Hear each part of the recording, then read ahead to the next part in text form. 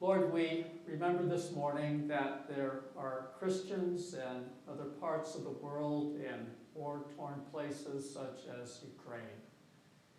We pray that we might again remember that you gather all of us as your children together in Jesus Christ, in whose name we pray. Amen. Amen. Well, let me tell you a little bit about myself. Over the last 20 years, I have spent a great deal of time in Russia in particular, but I've also been to Ukraine. So I've had 3 sabbatical years since being at Pittsburgh Seminary, 3 sabbatical years that I spent in different places in Russia.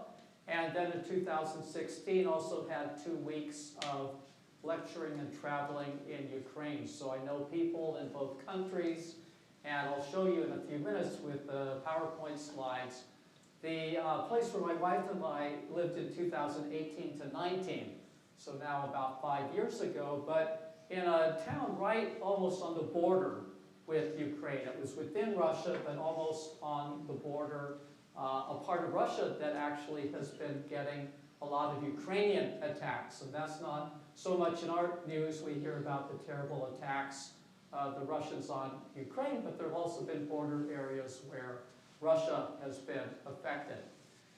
And this is Tim and I were talking before class today. This is a part of the world with deep, convoluted history.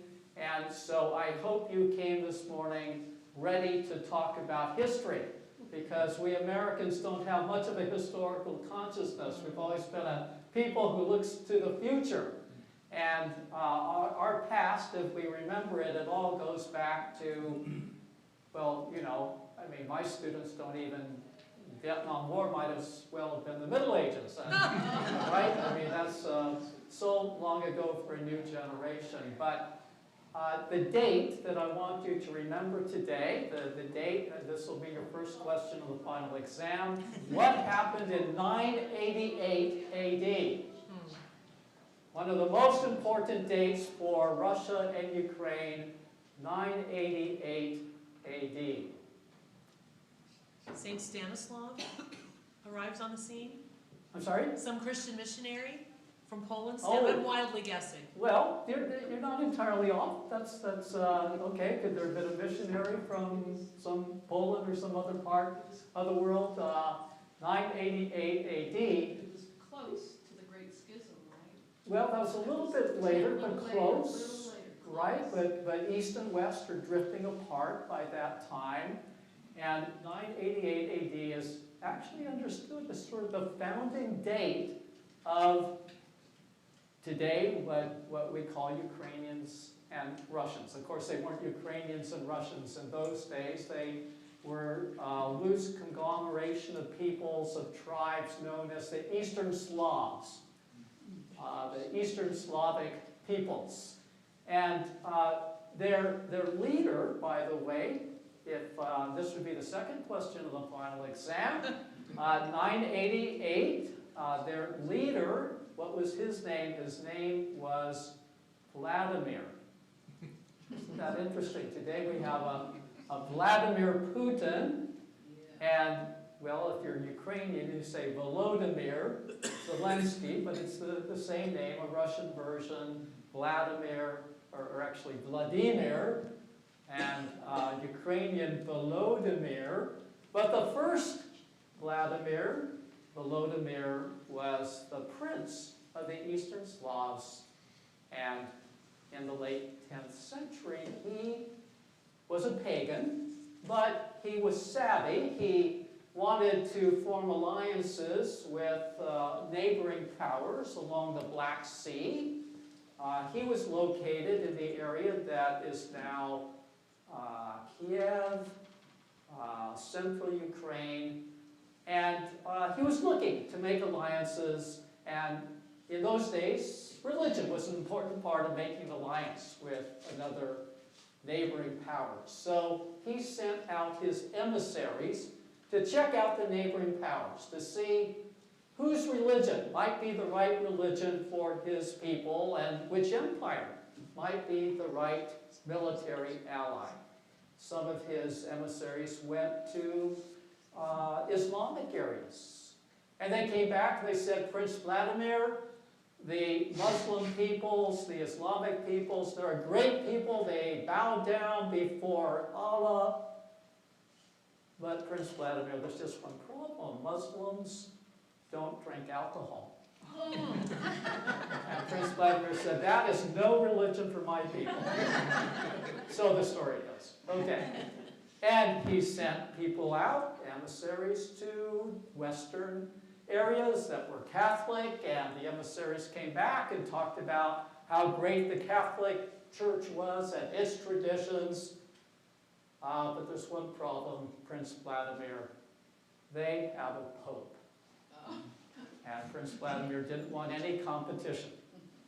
But it is said, according to the records, legendary, undoubtedly embellished, that the emissaries who had gone to Constantinople, the center of Byzantium, the eastern part of the former Roman Empire, that they went into the great church of Hagia Sophia, the central cathedral in Constantinople, where Eastern worship, Orthodox worship was taking place. And I'm sure that some of you have been in an Orthodox church.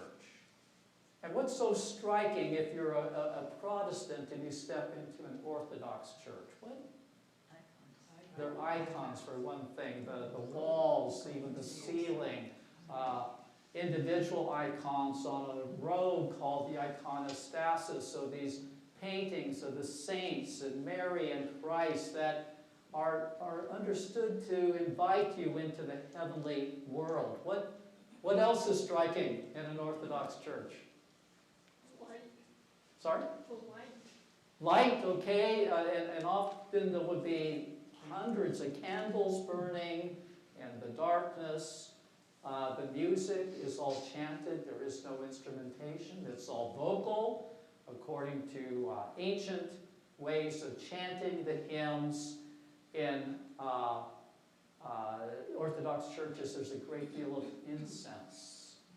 And sometimes you will even see clouds of incense as the priest or the deacon goes around the space and blesses the icons and blesses the people. So Orthodox worship engages the senses, your sight, your hearing, your smell, your body, because in Orthodox churches, at least traditionally, people stood. And they might stand for an hour and a half or 2 hours or longer. You feel your body. And then receiving the Eucharist, your sense of taste. So engaging all of the senses with this beauty that is supposed to give you a foretaste of heaven. And this is what the emissaries brought back to Prince Vladimir. They said, when we worshiped in the Cathedral of Hagia Sophia in Constantinople, we no longer knew whether we were on earth or in heaven. And Prince Vladimir said, that is the religion for my people. He had himself baptized by a Greek missionary who had come from Constantinople. And this would be the third question on your final exam. Now that we know about 988 and Prince Vladimir, the prince of the Eastern Slavs, where was he baptized in Ukraine? In what is now Crimea. Crimea. And this is understood by both Russians and Ukrainians as the birthplace, the birth moment of their peoples. That in 988, the leader of the Eastern Slavs, Prince Vladimir, accepted Christian baptism in what is now Crimea. So when Russians tell their story, they say we go back to 988 AD. Ukrainians tell their story, they say we go back to 988 AD. This rivalry, this competition, two brothers, two siblings, each of which says we go back to 988, Prince Vladimir and Crimea. All right, well, To know this part of the world, to understand this part of the world, means understanding history, as I said, that everything is a matter of how you interpret history. And when President Putin made his case to the Russian people about going to war and invading Ukraine, he gave a long history lesson. Now, for most Americans, this would be unthinkable. We couldn't imagine any of our presidents standing up for an hour and giving a history lesson, starting with 1776 and moving through the centuries since then. But this is exactly what President Putin did. For an hour, he gave the Russian people his version of a history lesson. And the lesson goes something like this, that the Russian people emerged from the baptism of Prince Vladimir in 988.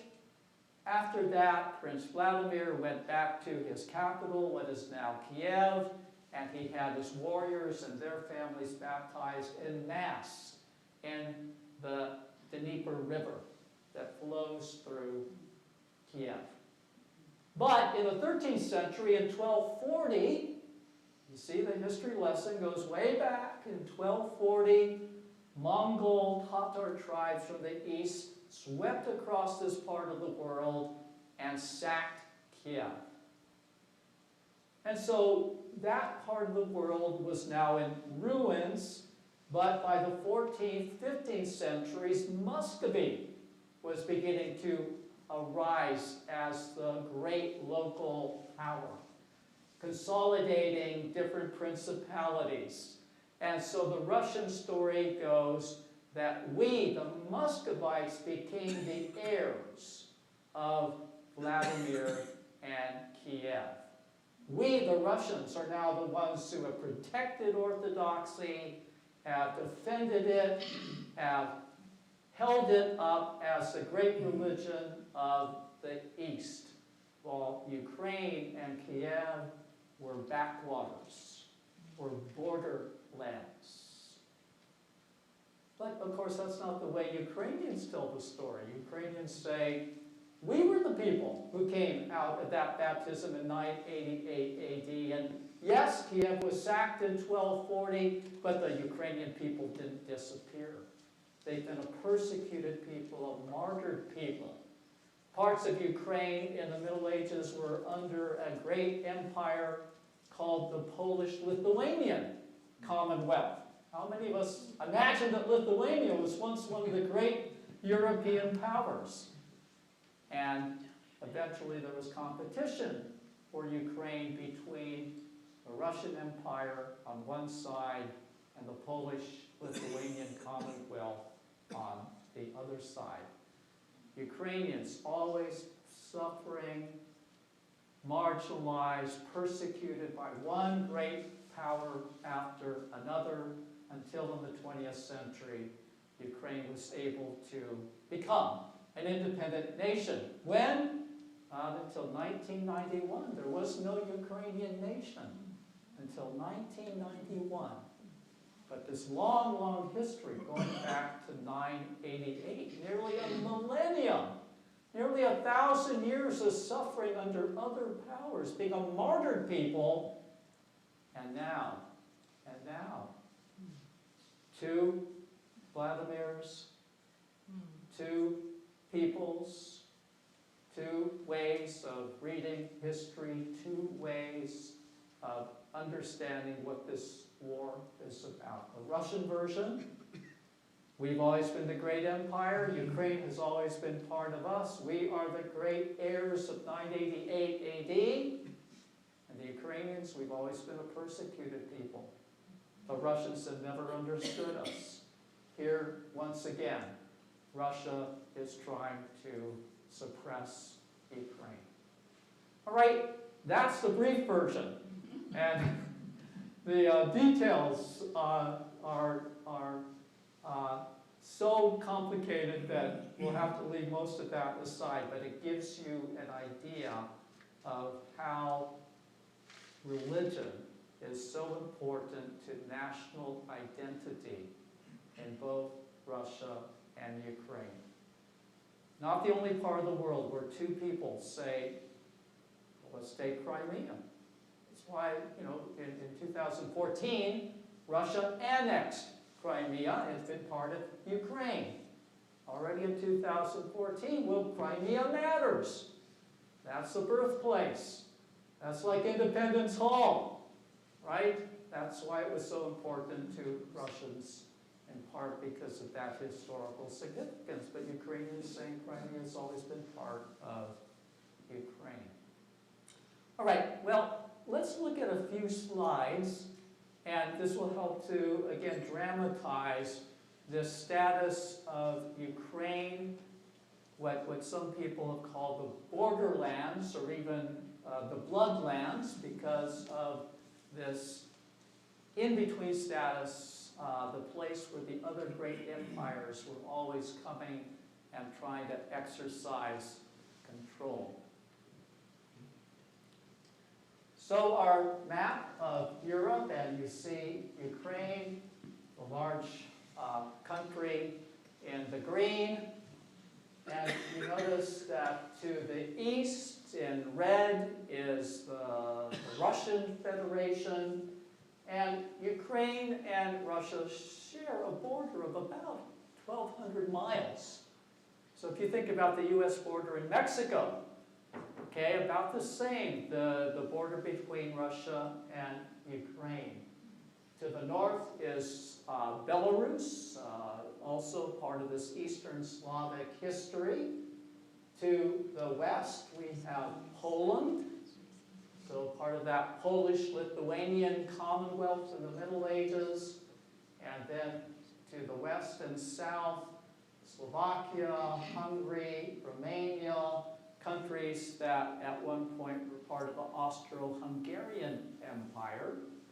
And then to the south, on the other side of the Black Sea, what is now Turkey, but was at that time Byzantium, and what was Constantinople is now Istanbul. So you can see Ukraine always in between the Russians and the Polish-Lithuanians and the Austro-Hungarians and Byzantium, and a country that is largely flat and easy for invading troops to move across, but Ukraine always suffering in between. Here, more of a close-up, that long border with Russia to the east and Poland to the west, and what at one point would have been the Austro-Hungarian Empire. And here we have Crimea, the peninsula that juts into the Black Sea.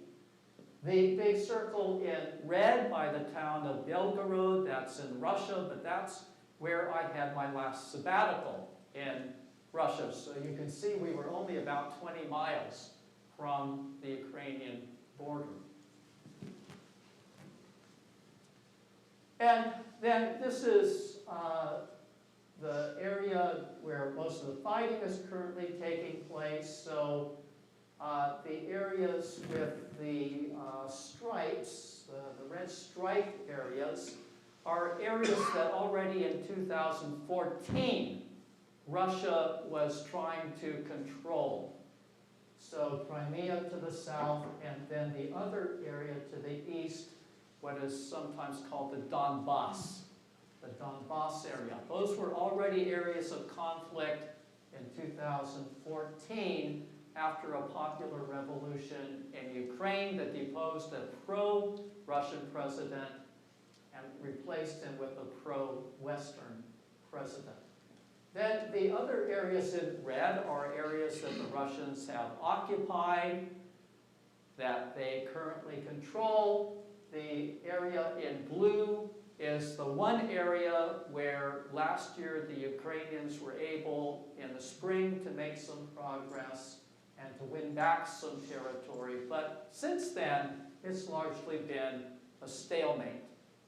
And this is probably what you've read about in the newspapers, that neither side has been able to make much progress, but right now the Russians have more troops, more ammunition. They're putting a lot of pressure to try to take more control, especially of the Donbass area.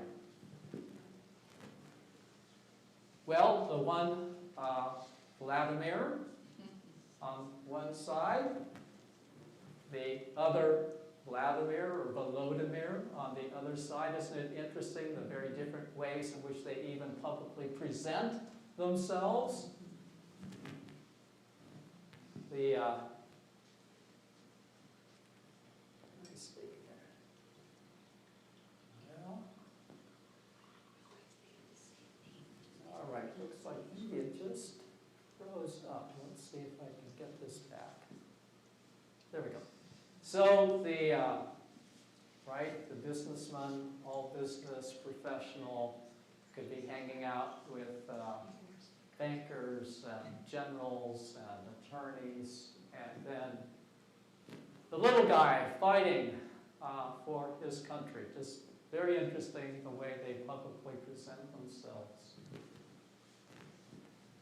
This is the place in Crimea, Chersonis, where Prince Vladimir in 988 was baptized right along the waters of the Black Sea.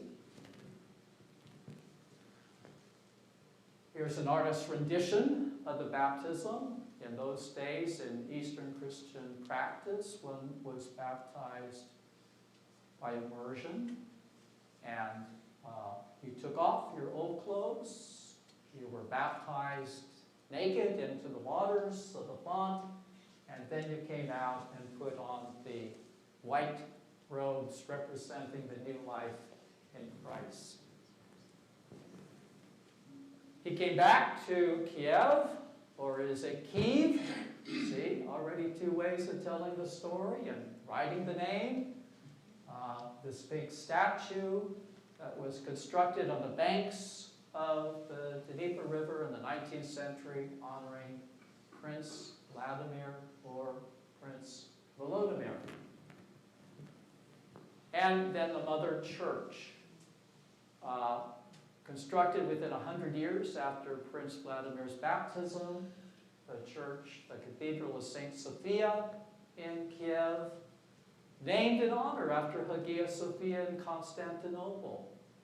The Church of Sophia, Sophia being the wisdom of God. There's this image in the scriptures of wisdom in the book of Proverbs, and Jesus refers to the wisdom of God. So a church dedicated to Sophia, which has this marvelous, marvelous mosaic, as you know, in Eastern Christianity, honoring the Mother of God, Mary, and to imagine that for nearly 1,000 years she has been represented as raising her arms in prayer. This is a gesture of prayer as she looks down at her people. Also, a very famous monastery was soon established afterwards, the monastery of the Caves in Kiev. Well, in 1917, the October Revolution, all of this area, what is now Ukraine and Russia, had been part of the Russian Empire for a couple of centuries. Then come the years of persecution, of trying to eradicate the church. And many churches in Russia and Ukraine were closed down. Here's a large cathedral in St. Petersburg, Russia, that the communists turned into a milk factory. And this was typical, that churches were destroyed or they were turned into theaters, gymnasiums. There's even a church in St. Petersburg that was turned into a swimming pool. So this communist effort to destroy religion in both countries. But the renewal of religion in Russia and Ukraine after the fall of communism. It's the same building.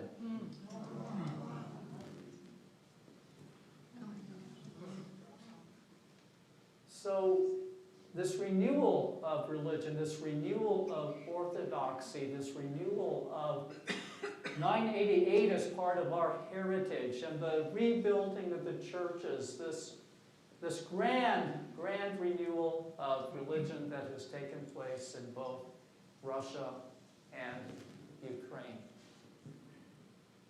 The ability since the fall of communism to have Christian universities, such as this one in Moscow, St. Tikhon's University, with its rector, a priest, and opportunities to educate not only men but also women, give them a humanitarian education that includes a religious education, things that would have been unthinkable under communism. The ability now for the churches in Russia and Ukraine to do social work. This is a parish out in the countryside that works with recovering addicts. Here I am with a picture of pilgrims and the young men who are ministered to in this small monastery. And the renewal of church life. This is a picture at Christmas time of a parish in Moscow. And you can see that it's a variety of generations. It's young, it's old, it's families, men and women. When I was growing up in the 1960s, and we'd get National Geographic, if there was a picture of Russia and the churches, it was always the babushki, the old women who were depicted. But now, since the end of communism, the churches in Russia and Ukraine are crowded, especially on a big major holiday. So you can see there are no pews, and it's really crowded. And my wife once said that going to worship in an Orthodox church in Russia and Ukraine, it is a contact sport.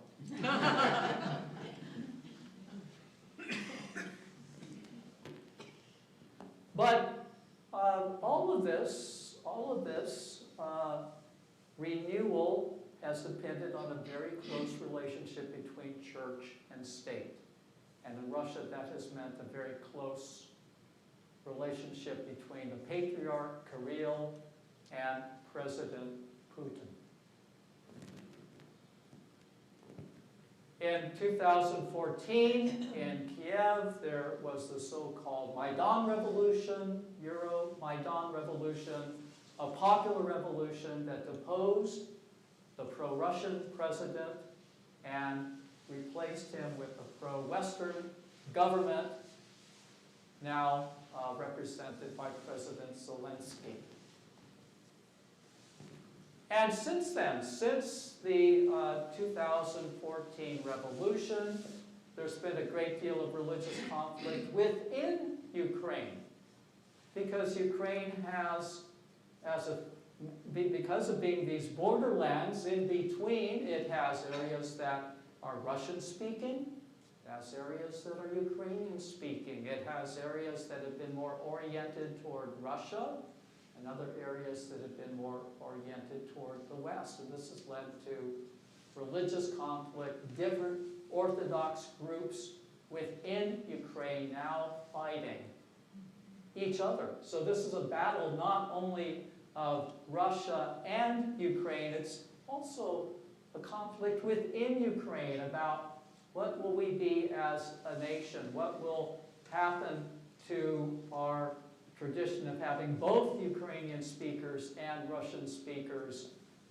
different Orthodox churches oriented different ways. And so this is at one of the metro stations in Kiev, and this would be, the fourth question on your final exam. Translate the poster for me.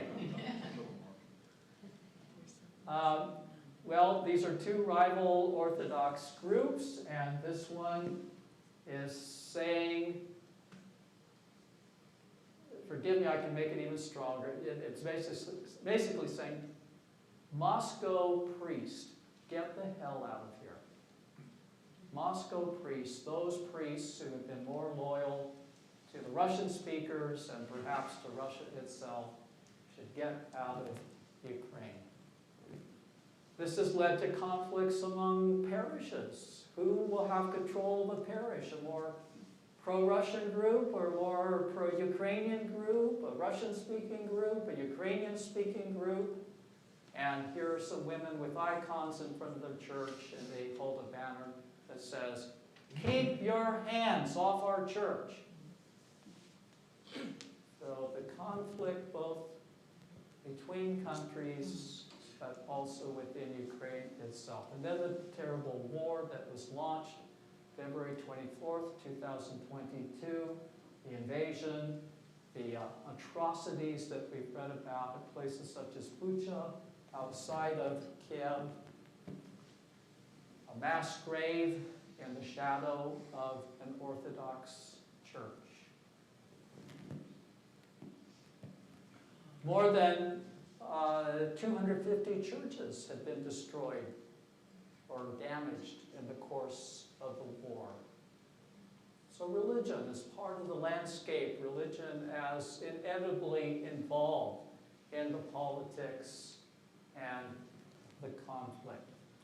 All right, well, we're going to have 3 more weeks to explore this. Our time is going fast, so I want to leave a few moments for questions, comments, as we begin to get a sense of the history of this part of the world. So what would be helpful to hear more about? Yes? 2 questions, but they're related. One is that, can you explain why the communists wanted to get rid of religion? And number 2 would be, why was after the fall of communism, why then were so many people ready to get back to it? Is it just that they remembered from past generations, or was there just a renewal? Like, what was? Okay, great, good question. So, John, could I ask you to repeat that so I can pick it up back? Yeah. Please? I'd be glad to. Yes, so why were the communists so set on eradicating religion? And then why did religion so quickly come back to life? All right, so the communists, if you have ever read a little bit of Marx or probably heard him quoted, one of his lines was, "Religion is the opium of the people." Religion is the opium of the people. Marx's position was that religion keeps people passive. It prevents them from taking control of their destiny. It promises them a heaven beyond this world instead of getting them to fight for justice in this world.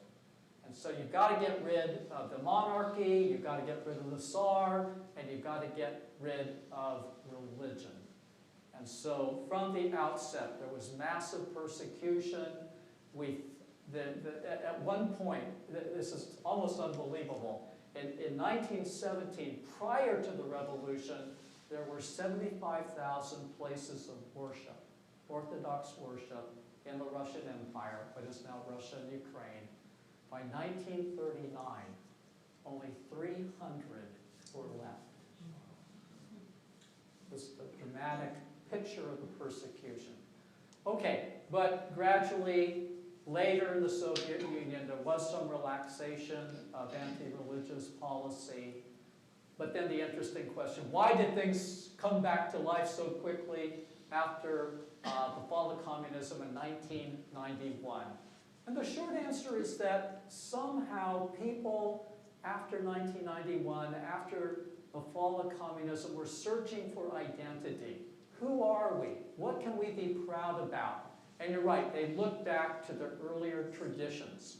So for many Russians and Ukrainians, being Orthodox is not so much a matter of belief. It doesn't mean that they necessarily go to church, though they will have their children baptized and they may go on Christmas, but I'm Russian, I'm Ukrainian, that must mean that I'm Orthodox.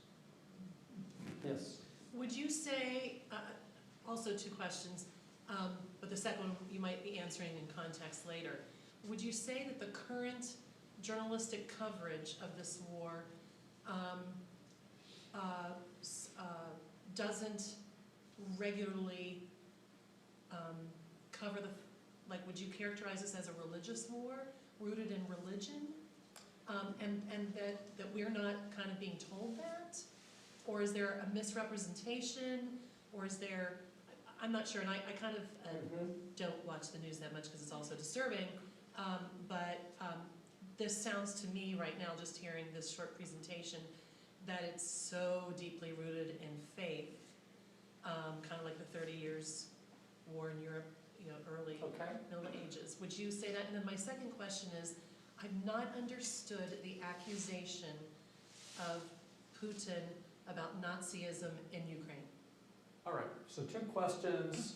One, how important is religion in motivating this war? Is it a religious war? Is it a holy war? And then the question, let's see, Putin and... Why is, I've heard, well, I actually had a Ukrainian flag hanging prominently in my village home on the front, and I received a nasty call calling me a Nazi. Oh, yes, and the relationship to calling the Ukrainians Nazis. Okay. Why does Putin call the Ukrainians Nazis? All right.